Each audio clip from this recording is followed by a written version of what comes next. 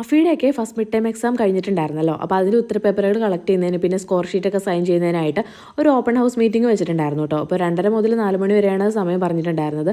ഞങ്ങളൊരു 2:45 3 മണിയാവുന്ന സമയത്താണ് കേട്ടോ ഇവിടെ എത്തിയത്. വേറെ മീറ്റിങ്ങും കാര്യങ്ങളൊന്നും ഉണ്ടായിരുന്നില്ല.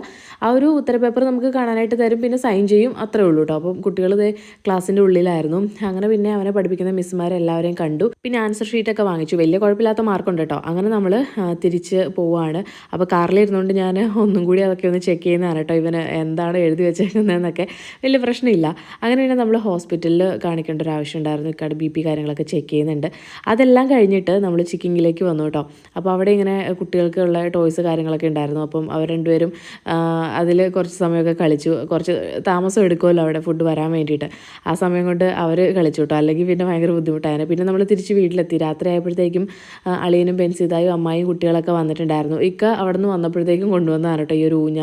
അത് ആ ഒരു കാർ പോർച്ചിൻ്റെ അവിടെയാണ് കെട്ടിയിട്ടുണ്ടായിരുന്നത്. അപ്പോൾ അളിയനാണെങ്കിലും നിതിമോൾ അതിൽ കിടത്തി ആട്ടുന്നതാണ് കേട്ടോ. പിന്നെ ഇവന്മാരെല്ലാവരും കൂടി എന്തോ ഗെയിം എന്തോ കളിക്കുകയാണ്. അവൾ അതിൻ്റെ ഇടയ്ക്ക് പോയി നിൽക്കുന്നതാണ് കേട്ടോ.